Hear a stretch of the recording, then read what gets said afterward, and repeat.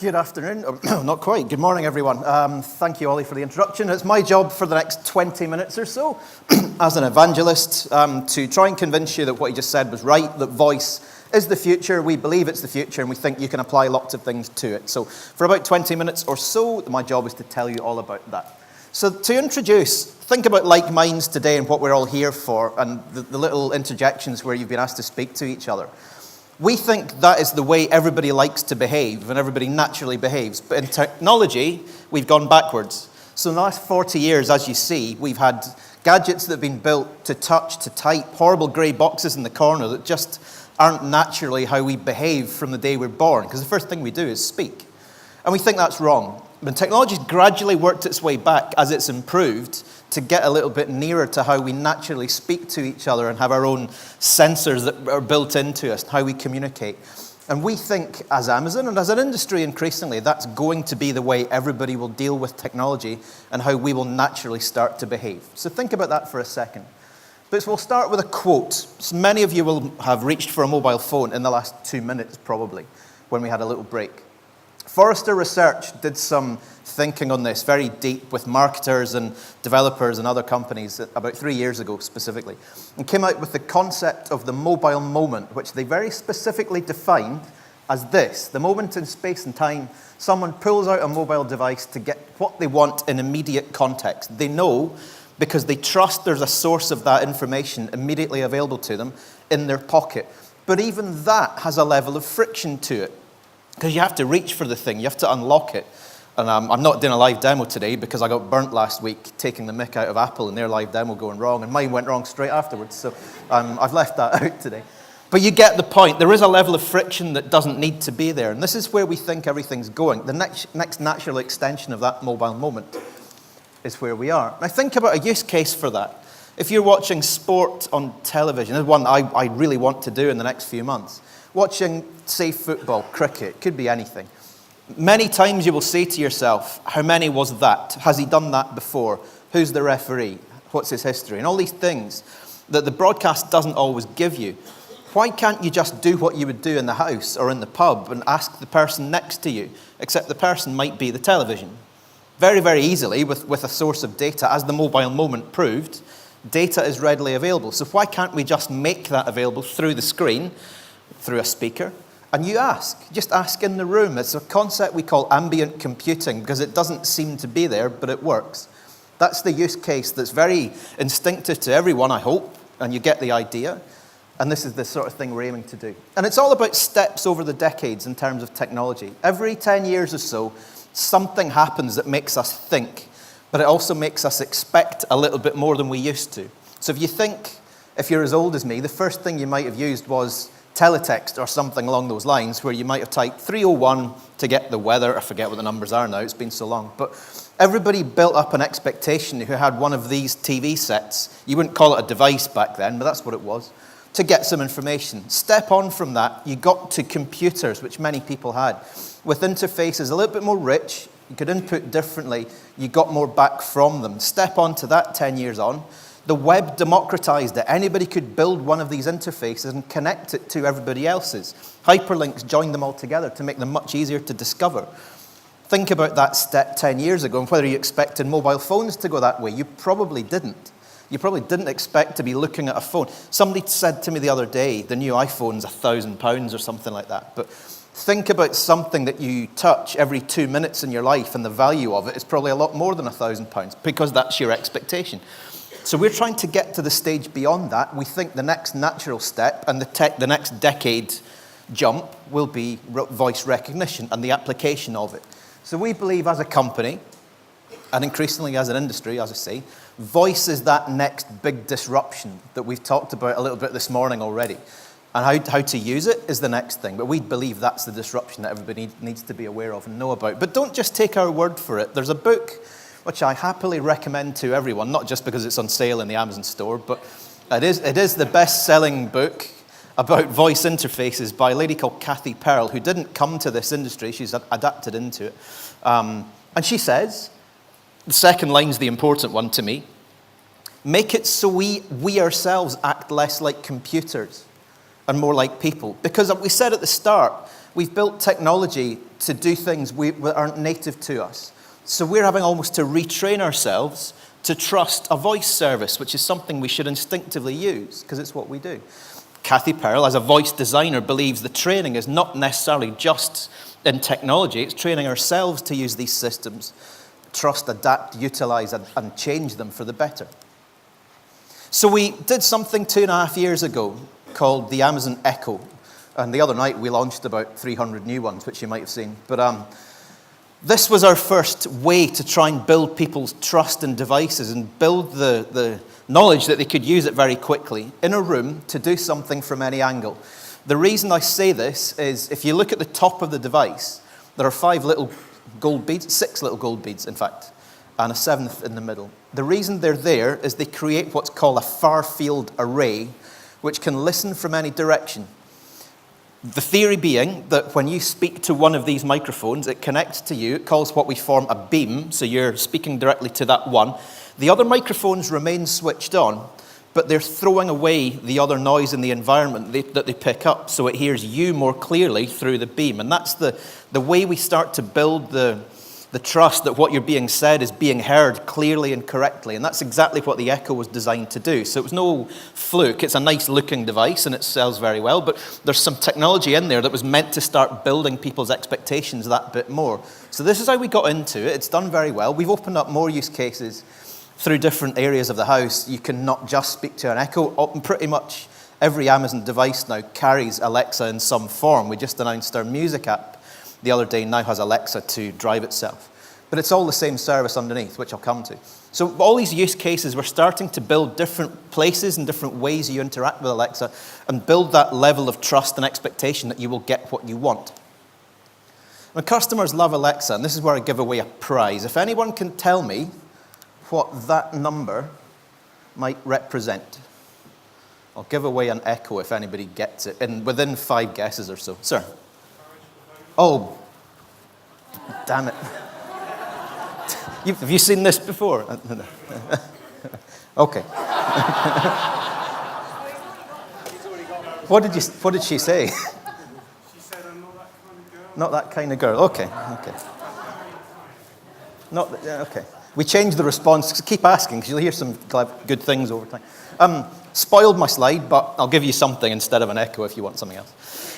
That many people have asked Alexa to marry them, but it's proved the point that people have got over this hurdle to that sort of number in the world so far. And we're only available in 3 countries, remember. So 250,000 people have asked Alexa to marry them. We know this, just to give you a buy-off about privacy and all that, because we provide an answer to that question, because we thought people would ask it. So we know it's been answered that many times.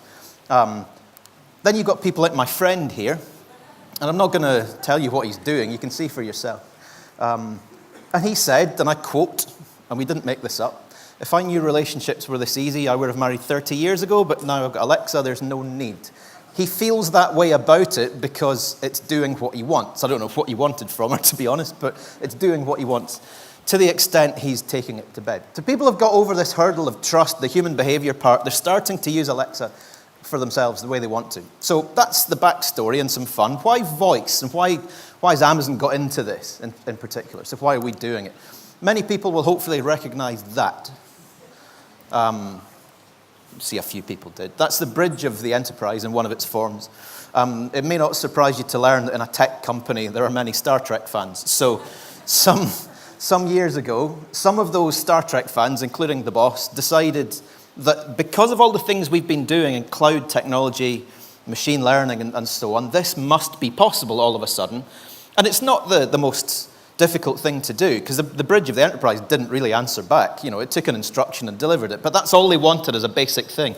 And then you must be able to extend it to something a little bit more like HAL from 2001, Space Odyssey, and that sort of thing. But the basic instruction level was what they wanted to do. But because we did that, we believe voice can and will be everywhere as a result. And we've started to prove that. And just the other day, to build on my example, BMW announced on stage on Wednesday night that they will be selling Minis next year with Alexa in the dashboard off the shelf. And that'll be part of the sales that they make. Other models too. Ford already committed, Volkswagen already committed, but I think BMW will be first in the forecourt and announced it yesterday. Think about hands-free as a use case for voice. It's a natural thing. Some cars already do it. You can dial your phone by voice through the dashboard, or it's connected to a phone. This is a complete standalone thing, but it does anything. You could ask Alexa to marry from the car if that's what you wanted to do, sir. So that sort of thing becomes available everywhere without any friction. Then think about kitchens. It's not one we expected overnight, but very quickly, people started to use Echoes as the world's most expensive egg timer. But because they started to do that, they build repeat behavior. They do the same thing every day, so they think, I'm going to try something else. My mum at 77 is living proof of this, that she's asked for something, the time even, and she's done something else the next day. So people started to ask for recipes. And thankfully, one of our partners, Campbell's Soup, offered recipes, which were their first to market with it. Then you ask something else. And kitchens are now a massive use case for Alexa. But it's led to more things. Smart home is also a massive use case, but it leads directly from the behavior in the kitchen. There is now an oven that can be controlled by Alexa having recipe instructions. So as you get through the instructions step by step, the oven is being timed and controlled because it knows what step you're at. So you don't have to touch the oven. It's less of a distraction. It's also complete laziness, but it means you're not burning energy to get to environmental concerns that you haven't needed because your head's in a book. So that's the sort of thing that starts to happen. And once you get into smart home, turning on your bulbs, turning off your bulbs, things like that, my heating's controlled by Alexa, the TV channels, all that stuff, you do get to the level, like my son, where he shouts at everything, aged 9, where he used to touch TV screens expecting them to be big tablets. Now he shouts at the fridge and things like that because he expects it to work. And in 10 years, it'll answer him back. We have a fridge in the market that you can ask questions of. And it sounds ridiculous that a fridge might be Alexa connected, but I've told you, kitchens are one of the biggest use cases we have. So why wouldn't you have one of the main things in your kitchen permanently installed, have Alexa in it, rather than having a separate device? Why not just have a kitchen gadget that answers back? And that's the sort of thing we're starting to enable. But again, don't take my word for it necessarily. Walt Mossberg, who was the sage of The Verge, The Wall Street Journal, things like that, retired in the summer. He was the guy Steve Jobs used to give his phones to before they launched to make sure they weren't nuts. He said this in his very final column for The Verge, that ambient technology will be the next thing. Not just voice necessarily, but the technology of sensors that know something's been triggered and something needs to happen. We believe voice is the interface to retrieve and instruct, but there may be other environmental things that inform the instruction, such as, he says, a change in your blood chemistry. So Apple had phones last week that monitor your heart rate almost constantly, which is a good thing. You may ask questions of that and what to do with it. So voice is an augmentation of this sensory intelligence that's in the environment, and as he says, capabilities that don't seem to be there, but you know they are because you trust and expect them to work. So why Alexa? This is where we come in. So Amazon's got this theory that it's doable. We've got the background that it's been coming. So why Alexa and why now? I'll not do a sales pitch because it's a short one, but we offer something called the Alexa Skills Kit, which is what I go out and promote and help people to build with, where you as content owners can build a language model where you probably think you couldn't have done before you started it, and build your own conversation that exposes your information and your conversation to Alexa users. And this is how many people have got into Alexa. They've built something that they've got answers for, so we help them define and listen for the right questions to give the answer back. On the other side, on the right, we have the Alexa voice service, which is how people enable fridges to have Alexa in them. We give away all the software that connects Alexa's voice to deliver the answers from the skills kit, ultimately. But anyone who has a device with a speaker and a microphone can make an Echo, a fake one, but they can make a working Echo. You can make it for about $4 with a Raspberry Pi if you fancy doing something for the weekend. It's really easy. The voice service is what everybody uses to do that, including BMW, for example, who just launched their car. So far, we've got about 20,000 skills, slightly higher than that. So that's the number of things, brands that you can engage with on Alexa that will deliver an answer through a conversation. When I started to do these talks about 6 months ago, that number was 3,000. So in the space of a year, We've got a lot of traction on that, and you can see the sort of path it's starting to go, and that's carrying on. You'll see the number change over the next few months, and you get to know some brands that you recognize. So again, to show that we're fairly neutral in what Alexa is allowed to do, Ocado have built a skill based around their online shop, which is what we are at the end of the day, but they've done this, and they're very happy to be part of it because they believe in the repeat behavior, especially with devices in kitchens. You will fill your shopping basket choosing Ocado as the fulfillment, and they're very happy to be part of it. Others, DVLA just went live a month or two ago. You can now ask Alexa if your car's taxed, because many people, as of 2 years ago I think it was, you don't get tax discs. Many people don't know their car's not taxed. You should know it's taxed and it's MOT, but you can find out. In truth, many people will use that to find out if their neighbour's car is taxed, but that's okay. That's okay, but I used to run a site called myhouseprice.com many years ago, and everybody looked at their neighbours. That's what it was. EasyJet spotted this. They don't want to sell flights on it just yet because they think that's cumbersome, but they've done, is my flight on time? Nice and easy use case. Before you leave the house, am I going to be late, early? So it's an easy one to get through. Domino's, which my son used far too much, so I turned it off. Ask Domino's to feed me. It delivers your last order again. Just a repeat thing. And the one that I like that validates this whole thing, based on the mobile moment that I talked about, O2 are in this, telling you your balance, top up, minutes you've got left, things, your allowances, things like that. This is something they do on their platform. They sell phones, but they still think Alexa is an easier way to get to the information, so they offer it as a voice service. So that's validation that we do prove it's useful enough that people who run their own service will do it through ours. And that's a good validation that we've gone the right way.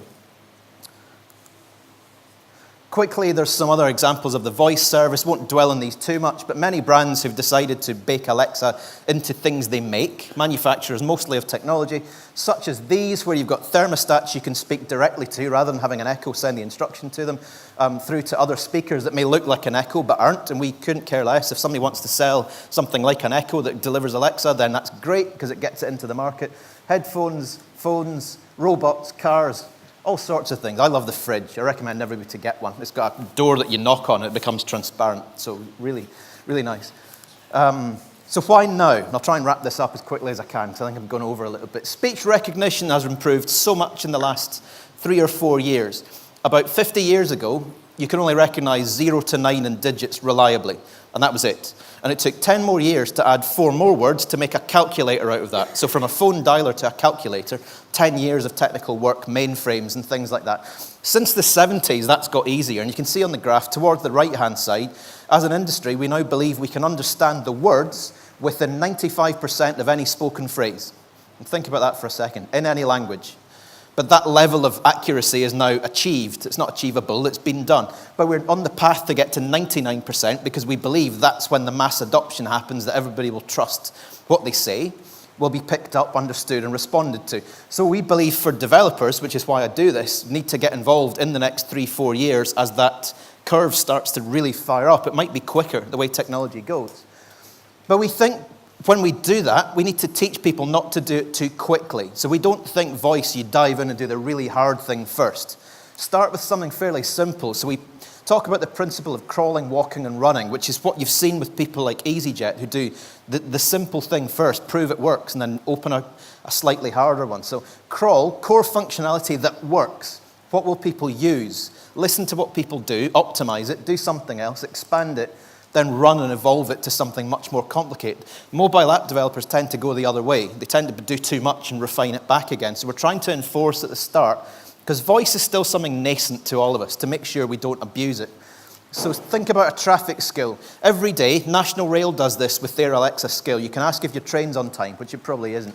So you know if you've got an extra 5 minutes in the house. But all you do is set it up once and ask, is my train on time? Every day. Nice repeat behavior. Over time, you will trust that it can answer something you didn't ask. So you say, is my train on time? Yes, but your walk at the other end might be delayed because of something. So add a little bit of value to the answer, which gives people trust they might ask something else. And then over time, once we enable it, you might notify somebody of things they haven't asked. So if you know the train's late, or you know there's been an accident on the road, tell them at the given time of day it's going to be relevant. And that's something we will get to undoubtedly, but we want to be careful that people won't abuse that, so we're being careful to roll it out. But that shows how a skill might evolve over time. But there's also touch points you might think about that aren't necessarily high or low value, but we think there's different entry points you might make that are worthwhile. So at the most basic level, and we use this for Prime Now and Black Friday and Prime Day and things like that, tell me what's on sale. Simple question, fairly complicated answer. You might get what you want, you might not. It's what we call a browse, similar to pressing the lucky button on Google almost. Telling, a quick reference point, tell me about something. There are many skills in Alexa that we tell you about something that people have built that they've got a specialist knowledge of. Something higher than that, you ask Ticketmaster, say, is there a gig for a band on a date? The answer should be complicated because you want to know if there's tickets left. What tiers are they in? What value are they? Can you go at all? Things like that. To the very highest value to me, which is the simplest skill, turn the light on, turn the heating on. Because really, if you think about it, there doesn't need to be a voice answer to that. Because if you ask for the light to come on and it came on, you've got what you wanted. So the highest value is almost the simplest one to make. To think about that, where you get into voice, if you choose to get into it. There are so many ways you might enter, some difficult, some not, but very high value to somebody, depending on what they ask. Just to close off, I'll give you a couple of things to think about. I can't play the video because it's a bit too long, but if you Google for Echo Silver, Saturday Night Live in the US did a bit of comedy about Echo to try and make out that old people can't use technology. It was made of wood, for example, and things like that. It would answer to any name because they couldn't remember the word Alexa. It gave an answer to everything they said to make it out they were interested in what the old person was saying, and things like that. But it's not true. If you look at one of the studies we've seen from MIT and Boston, they planted Echo Dots in the rooms of old people's homes on the East Coast without any instruction and just told them, when you have a minute, if you want to, ask it something. And our friend Lois, who was part of this study, used to look out her curtain every morning to see if it was raining. And her day was ruined if it was looking like it was going to rain, so she went back to bed. Aged 89, that's a little bit harder than it used to be. So she just thought one day, when she woke up, Alexa, will it rain today? From the bed. And it gave her the answer, yes, 100%. So she pulled up the sheets and went back to sleep. And that's just how she lived. She did it a different way. All we've done is make it easier. But according to Lois, and as you see in the quote, she finds it more pleasant, more enjoyable. It's a better life just by doing something she did before a little bit more easily. Having a friend in the room almost was something she hadn't thought about either. So somebody at 89 was able to pick this up, having never touched a computer in their life. My mum's living proof of this at 77, never ever touched a phone, computer, but uses Alexa about 50 times a day, probably. Prove the point. And these are friends I used to work with at Skyscanner who were my first subjects when I built an Alexa flight search about 2.5 years ago. On the left, they are slightly bemused, never having seen any of this before and didn't really know what to do. 10 minutes later on the right, and I promise you it was 10 minutes later, and they didn't know they were being photographed, so I've had to get permission to use these. That's their natural reaction, including young Michael in the middle, when it worked. They genuinely get it and like it, and everybody at Skyscanner owns an Echo now because they went through this testing phase and they all believe in it. Genuinely, that's what people feel like when it works. And it's not hard to get to that if you think about the use cases and entry points I talked about before. So hopefully something to think about that maybe you hadn't before you came here today. I would very happily take questions outside, but please do email me if you have any more. I'm available all the time to answer online, Twitter or email. Please do get in touch. Otherwise, thank you very much.